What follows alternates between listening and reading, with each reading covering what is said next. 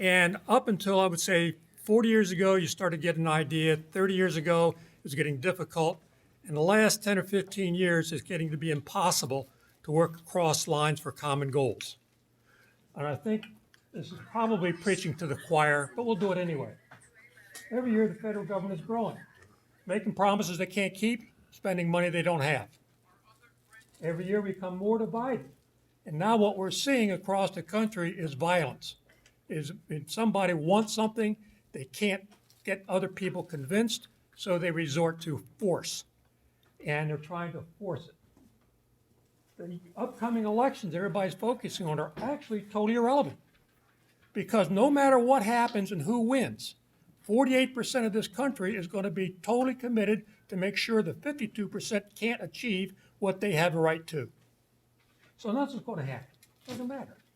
Democrat or Republican doesn't matter. It's going to get worse. So my thought is there any way to have a let and let live condition in the United States? So I'll come up with my amendment.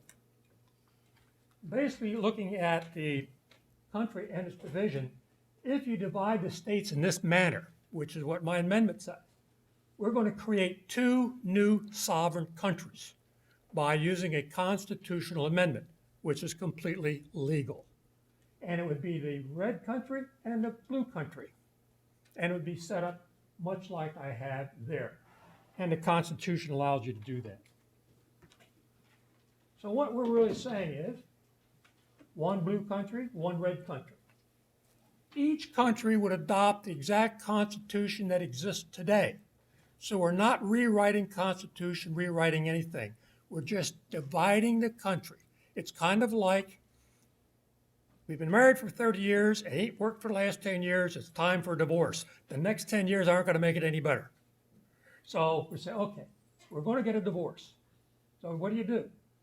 Each one then adopts the same constitution, which all the same amendments, precedents are still in effect. It also notes that no state, federal laws are changed. So all the laws that are existing still remain.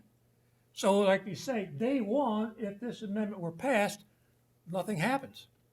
It just creates two new sovereign states.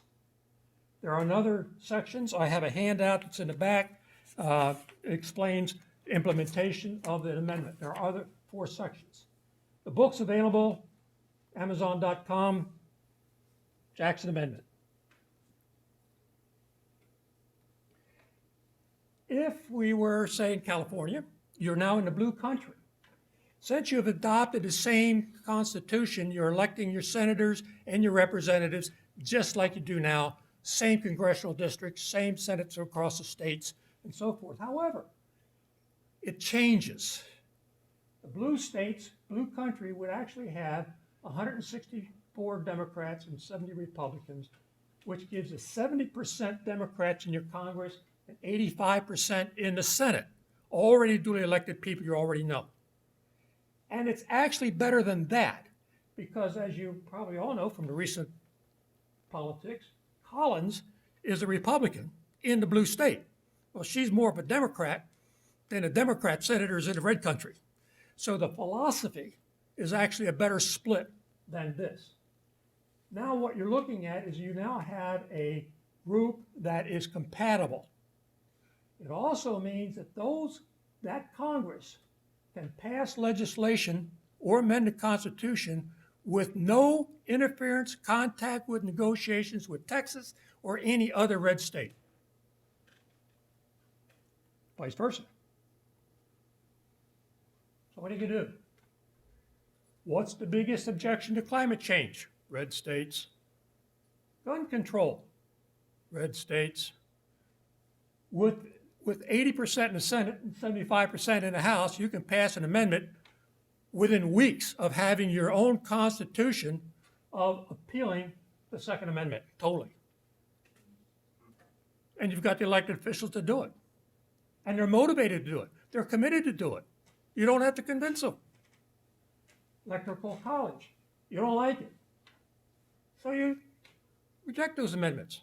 Because after you're a sovereign country and you have that constitution, you can change it within the jurisdiction of that same Constitution. So you're not writing a new law, you're not making anything as a new government procedure, you're just implementing it to what you want. Welfare reform. And if you don't have to worry about Texas again, you know, and Colorado, some of those other red states, you can make a welfare reform that is what you had been looking for the last 20 years you can't get. Crafting a middle class. In fact, you're almost there, but you can't do it because of the fact we're a divided country and nothing happens. Nothing happens. But what you can do is say, very interesting, everybody should at least have an income of $50,000. Just throw it out in the pack. Okay? So if somebody makes $30,000, give them 20. They need a reasonable income. You got 100%, 100,000. That's a nice income. So if someone makes $200,000, you tax them back to $100,000 so that you can pay for the ones that need $50,000.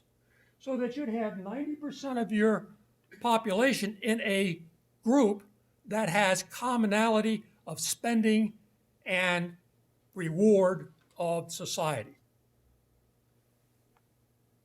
You can do that. You're very close to it now, actually. Amnesty for all documents. If Texas wasn't around, you could do it, right? Single-payer health system. That's going to be a slam dunk now because that's exactly what you've been looking for. In fact, you voted it in Congress, and it didn't work. Why? Because 48% of the states didn't like it. So they fought it from day one. You would have had it. But a single-payer health system comes a lot of good advantages from it, which saves a lot of money. You break your arm. You go to the hospital. They fix your arm. They don't start asking you, did you fall down the stairs? Is it a home thing? Did somebody hit you in a car? You're going to sue the car people? Oh, it's a workers' comp. Now you can go in retirement for the rest of your life. You don't have all of that stuff involved. The healthcare is, I got something wrong, go fix it, be done with it. Equitable tax reform. Equal justice rights for all the citizens across all state lines. These are things that you can do without the interference of the 48% that you don't want in the next election anyway. So maybe California, in this case, maybe a stepping stone. Maybe say, you know, this ain't all bad. We can live with this. It's a lot better than what we got. At least we'd have a solid government. But I give the same, see, in fact, this is kind of funny. When Michael got up and talked about all the nice things about California, read a nice speech, I could take that same speech down to Texas and just change California to Texas and give the same speech, and everybody would think it's great. How do we get the amendment? There's a movement called Convention of States. Anybody here know what that is? Oh, here's one. Yeah. Article 5 of the Constitution. Yeah, Article 5 of the Constitution says you can amend the Constitution anytime you want. All the amendments so far have been done by Congress. And if they write an amendment. They require 3/4 of the states to approve that amendment, ratify it. Then it becomes part of the Constitution. It also says the states themselves can call a convention for the purpose of writing amendments outside of Washington. Washington's broke. They're not going to do anything anyway. They're incapable of doing anything. But the states can get together and have a convention that's controlled by the states. Washington has nothing at all to do with it. And they can write amendments. The biggest fear is that, oh, they're going to rewrite the whole Constitution. No, they can't. They can't do anything but write a piece of paper that has no meaning until 3/4 of the states ratify it. Then if 3/4 of states want it, it can't be all bad. The people that are pushing this are saying a lot of it, you see a lot of it's mostly red, because part of it is they want a limit on government spending. They want to pull down to 15%. Government can't spend any more than that. They want a balanced budget. They want term limits. A lot of those are what I would call red state prerogatives. They'll never get 3/4 of the states to approve it. California's never going to approve it. California could go and say, well, try to get to it and say, well, we want to have a climate control initiative, carbon tax as part of an amendment. And talk. The red states are never going to approve that. So what do you get? So my whole purpose is saying, I believe that if we separate these two countries into two separate countries, that 3/4 of states would see the benefit. It's likely. How far is this movement? All the red stars have already passed duly authorized request for the Convention of States. 15 of them. 22 additional have passed in at least one house of their legislation. Second house, they will have it. Well, that's 27. You only need 33 to call the convention. This is getting close. So now you have past hearings is 29 states. They included 22. They passed committees, but not yet passed one of their House legislative branches. So you have at that point with those 29, you have more than 33 states. In fact, there's like 42 states that have expressed specific desires to call a convention of states for the purpose of writing an amendment.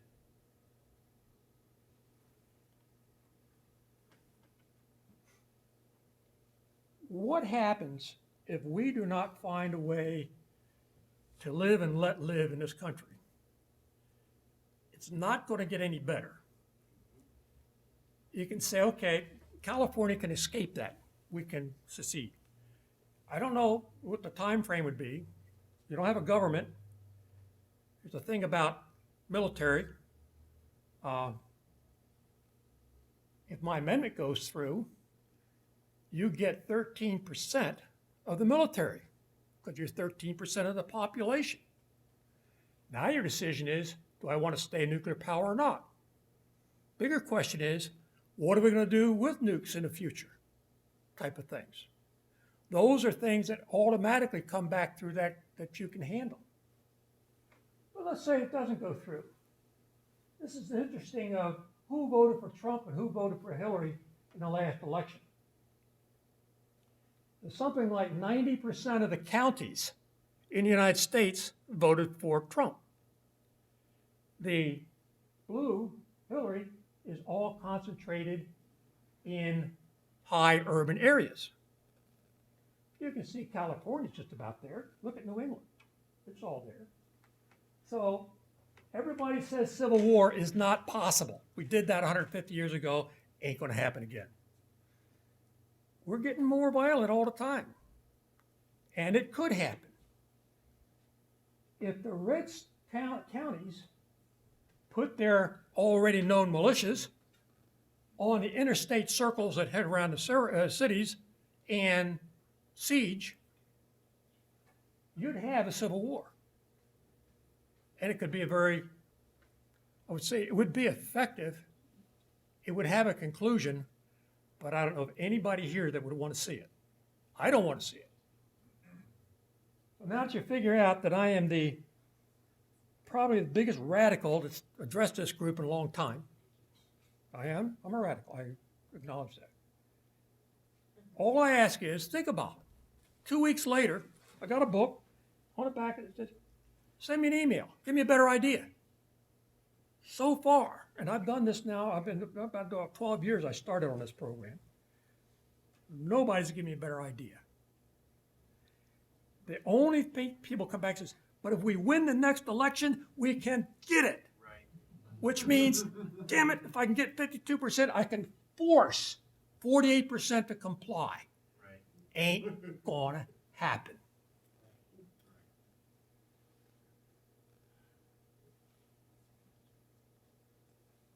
The only thing that's happened in the last 4 years since I started with this is that California is so much of its own indigenous faction, as is Texas, is that an amendment that might actually be more relevant than this one is to make 4 countries, not 2. California, Texas, red and blue.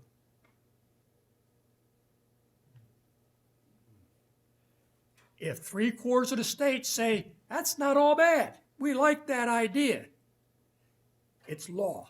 It can be done, and nobody goes to war. How do you implement it? Well, you can talk a lot, but sometimes you say, talk's good, put it down, write it. It's all in here. This is how it's all implemented. I bought some here, help yourself. I flew in from Florida, I can only carry but so many. Amazon.com, it's cheap, I'm not making any money out of it, it's cheap. Turn the camera. Oh, There you go. camera. Yeah, yeah, you guys buy it too out there, radio land, TV land.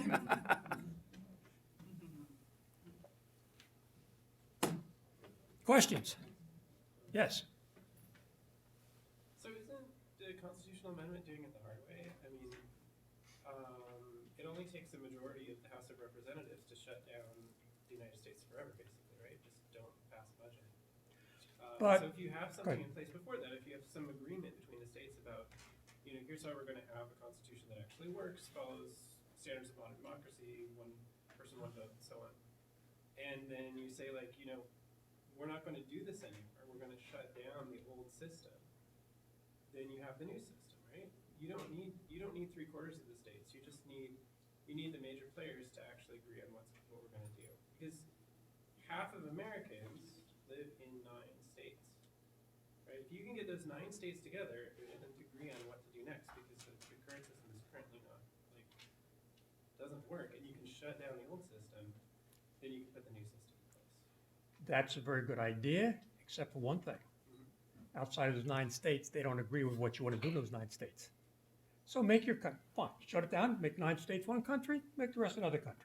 No, or whatever. Because as you're, what, Or say, like, we want to, you know, we want to be the same country, but we don't want to have the U.S. Senate anymore because that's completely unfair and it doesn't work. We don't want to have the Electoral College anymore because that's ridiculous. Just make a constitution, a system of government that follows.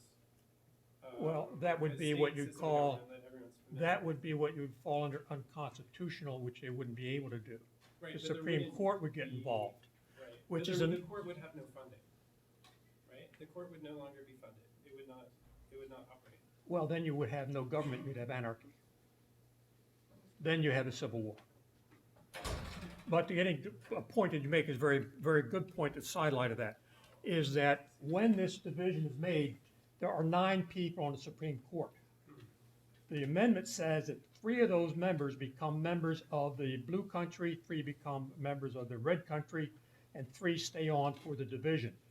So you would select 3 judges for the Supreme Court that would rule like what you say for what you want your legislature to do. Because I doubt if you would get Gorsuch in the blue country.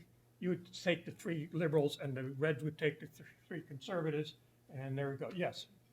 Right now, it seems to me like a lot of those judges on the Supreme Court are very Republican leaning. What if we don't find 3? What if we only find 1 or 2 on the Supreme Court that we want to rule over us here in the blue states on this West Coast? There are right now 4 of them. Ginsburg, I don't know how long she'll last, which leaves you 3, which are very liberal. So you get 3, you got those. They're not going anywhere for a while. Okay. Yes. Once upon a time, there was a country called the Soviet Union. Yes. It ceased to exist on Christmas Day, 1991. How was that done?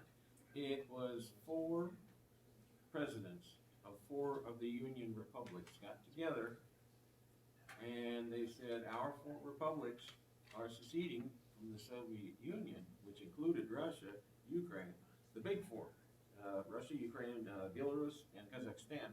They got together, they says, we are seceding and we are forming a treaty of a post-Soviet Commonwealth of Independent States, the CIS, which many of the other republics, not all of them, but most of them subsequently joined. Now, you got a situation now in which California has a larger economy than Russia. It's 15% of the GDP of the U.S. It's almost identical to Britain. Yes, well, we passed them. And as they Yeah, go by through this 120, 110 billion. process, which shows that it can be done, by the way, because they did it, Okay, they seceded from the EU, which isn't a sovereign country, but they did it. And then they're looking at Scotland leaving and Ireland, Northern Ireland rejoining with the Republic, and off you go. But no, we now have a larger economy than the UK. There are only 4 countries left that have a larger economy than California. Okay. But, okay, that is a very good scenario which could happen. Because the reason Russia went out, it went bankrupt. It couldn't do anything. They didn't have any money to pay. So therefore, they were able to divide it out. It may very well be that Texas, California, Cascadia leave the Union to what's left, Right. which would be bankrupt. Yeah. All right, let's give a hand to Bob Jackson.